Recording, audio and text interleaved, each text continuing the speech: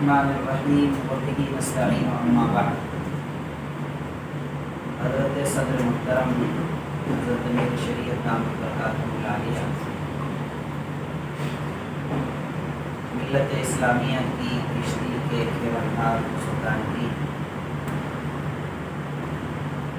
حضرت امیر شریعت صاحب رحمۃ اللہ علیہ کے وصال کے بعد پہلی بار عمارت شریعہ میں ملی تنظیموں کا باضابطہ اجتماع ہوا۔ ہم سب سے پہلے آپ حضرات کے شکر گزار ہیں کہ آپ حضرات اپنی گناگوں مصروفیات و مشغولیات کے باوجود اپنا قیمتی وقت نکالا اور عمارت شریعہ اور حضرت امیر شریعت دامت برکاتہ العالیہ کے تعلق کی بنیاد پر آپ حضرات یہاں تشریف لائے۔ اللہ حضرات کو بہتر جزائے خیر عطا فرمائے۔ اس موقع پر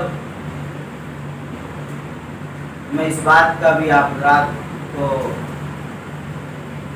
شکریہ ادا کرنا چاہتا ہوں آپ حضرات کا کہ اس انتخاب کے مرحلے میں جس وقانی کیفیت میں ہمارے شریعہ کا معاملہ آ چکا تھا، جیسا کہ آپ حضرات نے بھی ذکر بھی کیا، اس مرحلے میں جمعیت علماء ہند اور جماعت اسلامی اور جمعیت اہل حدیث اور تمام ہی بزرگان دین جتنے بھی یہاں تشریف فرما ہیں، ان حضرات نے اپنی دعاؤں اور توجہات اور اپنے تعاون کے ساتھ ہمارے شریعہ کے تحفظ کے لیے جو عظیم کردار اور جو نمایاں کردار ادا کیا ہے، میں اس کو کبھی نہیں بتا سکتا۔ یقین مانیے اس مرحلے میں جو تعاون اور جس انداز سے لوگوں کی توجہات اور جو مخلصانہ مشورے ملے، میں اس کو ہمیشہ یاد رکھوں۔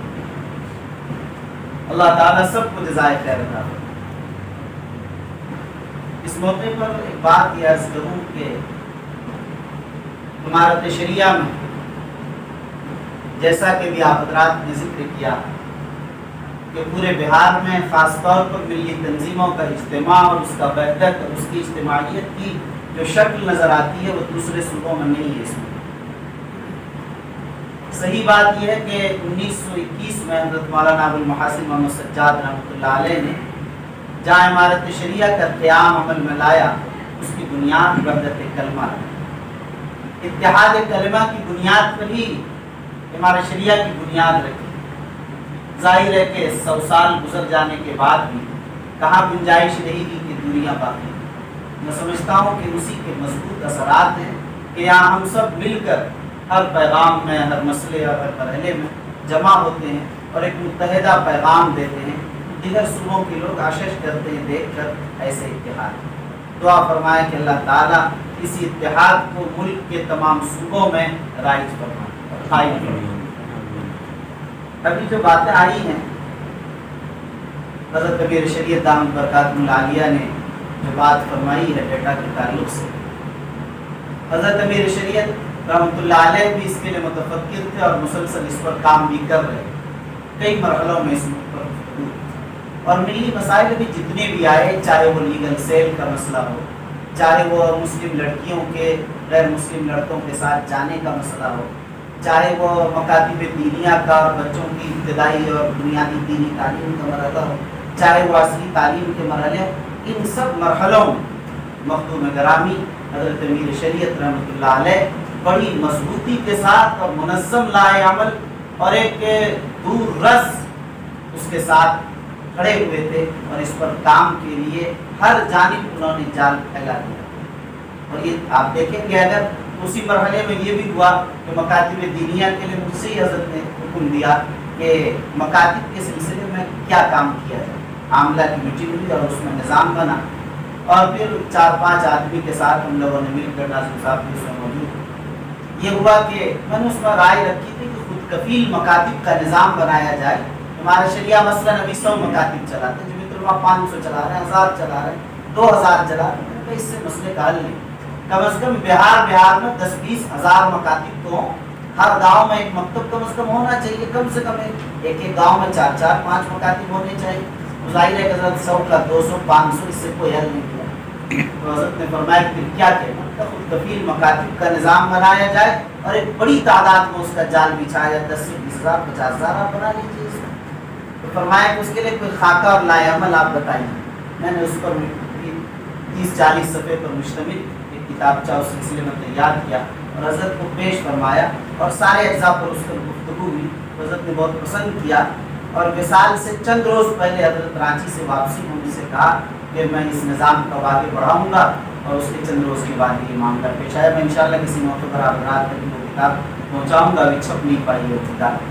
اسی طریقے سے مسلم لڑکیوں کے تعلق سے بھی ہم لوگ متفکر تھے کہ اس معاملے کو کیسے کیا جائے. میٹنگیں ہوں گی اور ایک بڑے پیمانے پر اس کا ہوا کہ پورے بہار کے ہر ضلع کا دورہ کر کے زمینی سطح پر وہاں کے ائمہ خطباء مدارس کے ذمہ داران کے ساتھ ایک میٹنگ ہو اور ایک وہاں کی خواتین جو ذمہ داران ہو سکتی ہیں اسی طرح پڑھی لکھی ان کے ساتھ میٹنگ کی جائے. اور اس کے لیے پورا لائے عمل تیار ہو گیا تھا مگر ابھی ارشاد کے انتخاب کے مسئلے کو لے کر یہ بھی رہ گیا. اسی طرح لیگل سیل کے تعلق سے بھی حضرت چاہ رہے تھے کہ ہونا چاہیے اور حضرت دام برکاتہ العالیہ تشریف لاتے ہی فوراً اس پر لیگل سیل پر ہی موضوع مستقل بات چل رہی ہے. اس لیے آپ حضرات کے ساتھ بھی یہاں بیٹھے ہیں. اس موقع پر صرف عرض یہ کرنا ہے کہ ہر جماعت الگ الگ کام کر رہی ہے اور بڑے پیمانے پر کر رہی ہے اور خوب سوچ رہی ہے. موم لنچنگی کا مسئلہ اگر آپ دیکھیں تو حضرت رحمۃ اللہ علیہ نے فیصلہ فرمایا تھا کہ جہاں بھی مسئلہ پیش آئے 50,000 روپے ان کے وارثین کو دیا جائے اور ان کی لڑائی خود لڑے. ووٹ کا مسئلہ ہو چاہے سیاسی دباؤ کا مسئلہ ہو جو بھی مرحلے ہوں ہماری شریعہ اس کی لڑائی کرے. یہ سارے مرحلے ہیں. بہرحال مختلف مرحلوں میں 50,000 روپے جہاں بھی ہو رہا دیا بھی جا رہا ہے. لیکن جیسا کہ بات آئی کہ جب مشترکہ پلیٹ فارم کے ساتھ ایک کام ہوگا اس کے اثرات بڑے گہرے ہوں گے اور بڑے پائیدار ہوں گے. اللہ کا فضل ہے کہ ہم اور آپ جمع ہوئے اور دل کھول کر آج گفتگو ہوئی. ہر ایک کا تعاون ہمارے شریعہ کو, ہمارے شریعہ کا تعاون ہر ایک کو.